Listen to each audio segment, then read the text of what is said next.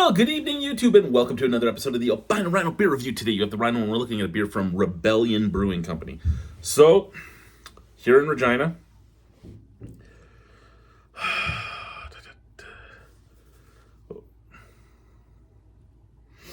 this one is called Beer with an exclamation mark. It's 4.8% alcohol. It is a Kolsch. The only information you get on the side over here, other than contains barley, hops, water, and yeast, is it's beer that tastes like beer. Be a rebel.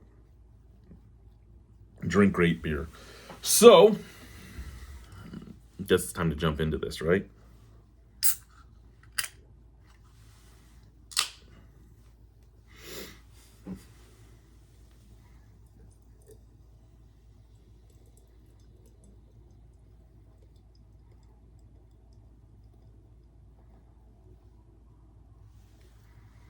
Well, I can say it's also beer that looks like beer. Slightly off-white head, lots of snap, crackle, pop, lots of bubbles in there. Beautiful golden color, pretty damn clear. I don't know if this Kolsch will have any floaties at the bottom or not. But this is a beer that looks like a beer. And it's apparently a beer that tastes like a beer as well.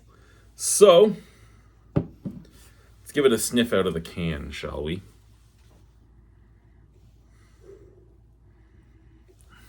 See, when you say it's beer that tastes like beer, I expect a bougie type of beer, right? I expect your average domestic North American lager type of thing. And even as a Kolsch, I still kind of expect it to just be maybe your quintessential Pilsner type of beer, because a Kolsch has a lot of the same notes. But a little floral, off sweetness, a little floral, a little peppery.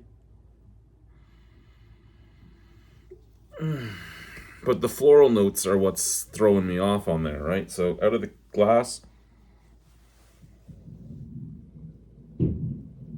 floral, soapy, sweet, and still with the peppery note. Okay. However, it does keep ahead. The last craft beer I reviewed right before this one was another just standard beer offering, and it did not keep ahead at all. The head was completely gone. There was no head cake. Let's try it. Cheers.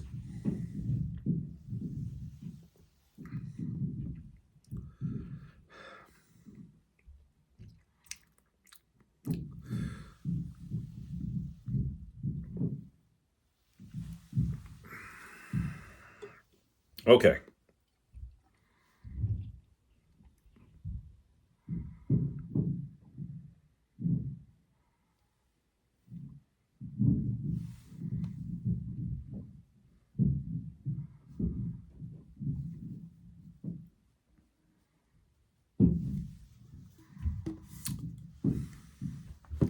Forefront, sweet. Middle, slightest bit of diacetyl. End, floral. And I mean, that middle is fine. What it's doing is it's making a buttery note. And I know it's not always necessarily a brewing fault. There are breweries that go for that buttery note, which actually makes the beer very creamy. You get that sweetness, you get a slight buttery note. Then it's floral. And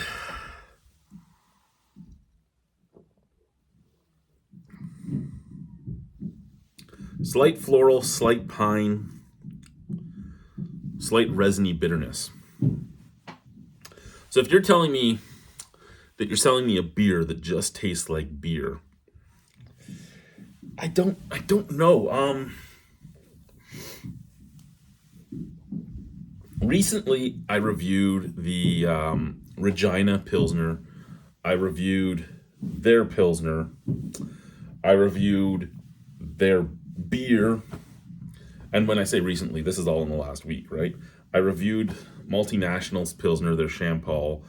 I reviewed District's Pilsner and Minhas Nova Pilsner Plus, as well as Regina's genuine draft.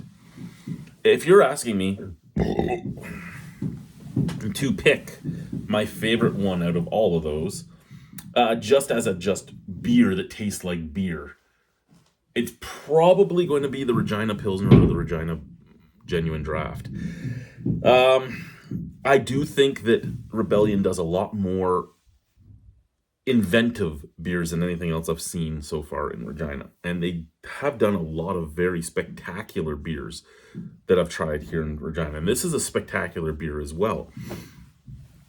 I'm just saying, if I'm looking for a beer that's just going to taste like beer, I'm looking for a beer that I can share with my grandmother, or I can share with my dad, or I can share with the Reverend or something like that. I think this is more to their liking, and this will be more to their price point. This is like a $41 12-pack. And you're paying for the ingredients, you're paying for the wages of the people that made it, you're paying for everything, right? You're paying for everything. And then it makes sense to pay more for quality. It does. It's just when you're looking for something that's just supposed to be your standard beer, what do? Do you buy something like this at $12 for a 40 pack? Do you buy something, for $41 for a 12 pack, plus you pay your $1.20 surcharge on top of that? Do you pay for something that's closer to $30 for the 12 pack? Or do you pay for something that's like $113 for an 80 pack? Right? Like, there's your choices when it comes to the just beer market in Saskatchewan. I really like the Regina Genuine Draft. I really like this beer as well. I just don't know if I can get behind $41 for a 12-pack. And I mean, $41 for a 12-pack is actually cheap in the long run, because $16 to $18.99 is your average 4-pack price here. So $41 is a steal when you're looking at those prices too, right? Like, so it's one of those what do you do moments, right? Do you pay for... I like the taste of this. It is a pretty damn spot on Kolsch. It really is. The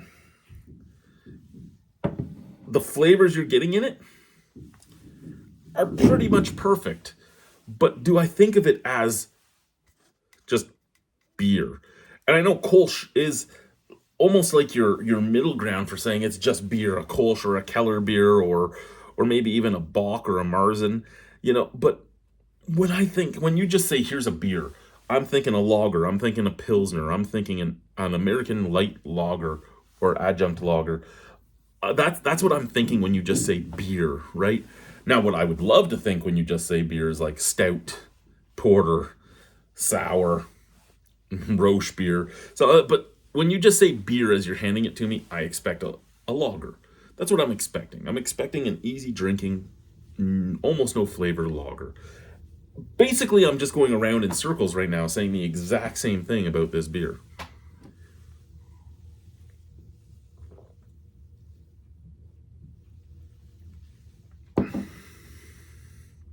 Of all the plain Jane Kolsch's, Pilsners, and lagers I've tried from Regina breweries, this is the best tasting. It really is. It's the one that makes you know you're drinking a craft beer. It's the one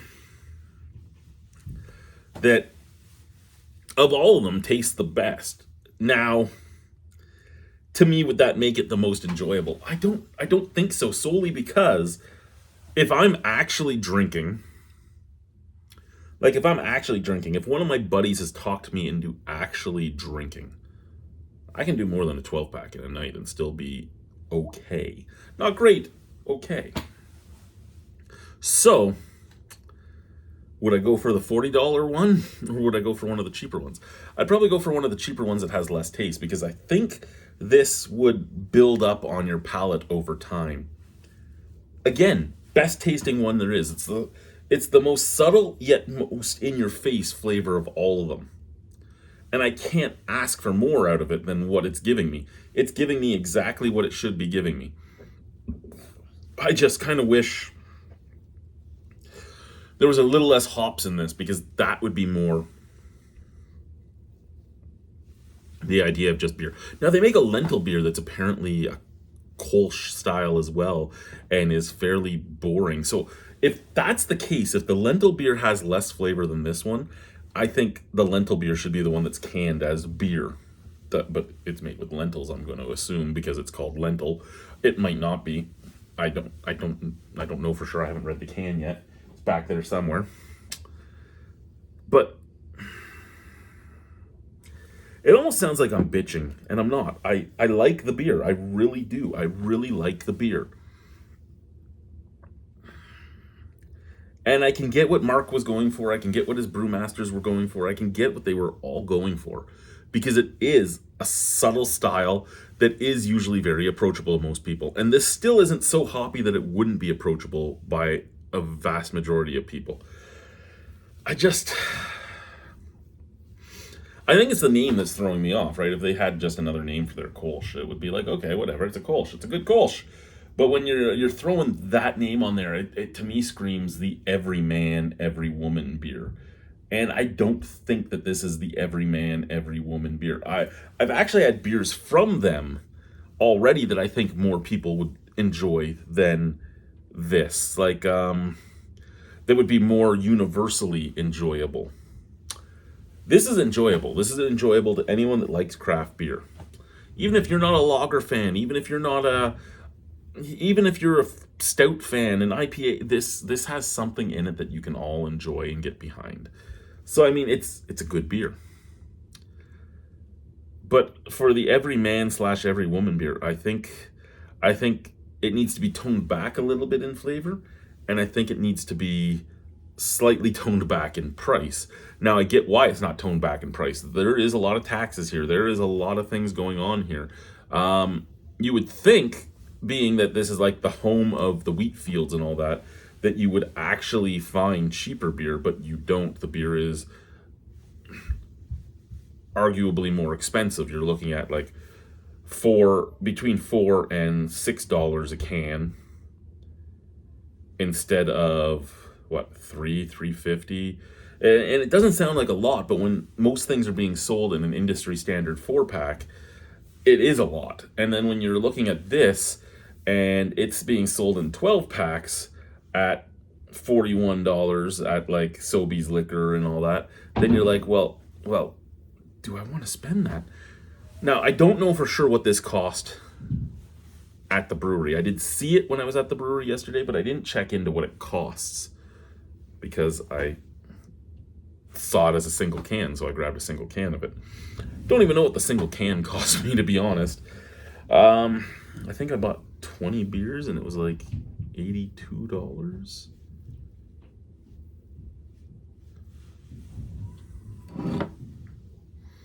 Out of 10, it's a 7. I would buy it again. I definitely would buy it again. It is a good beer. I don't think I'd ever buy a 12-pack. I think this would be more a beer that I'm buying by the pint while I'm sitting at a brewery or at a pub or eating, that type of thing. I don't think it's something that I would buy as a can to bring home ever again.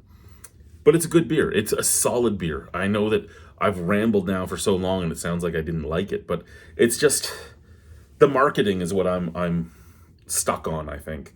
And every once in a while that'll happen. You'll get stuck on something and you'll be like, but why? But why? And this is one of those times. Cheers.